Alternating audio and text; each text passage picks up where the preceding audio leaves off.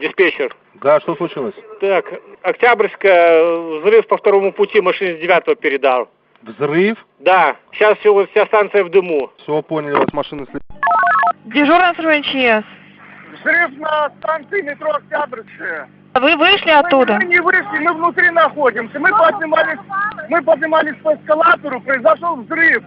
Вот, из-за задымления мы не можем выйти. Туда техника следует. Алло, скорую, пожалуйста. Станция метро Купаловская. А вы где находитесь? Открытый перелом. Вы где находитесь? Открытый перелом. Выезжают машины, выезжают.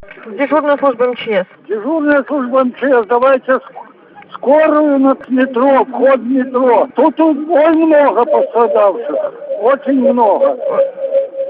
Взрыв произошел. В метро произошел взрыв.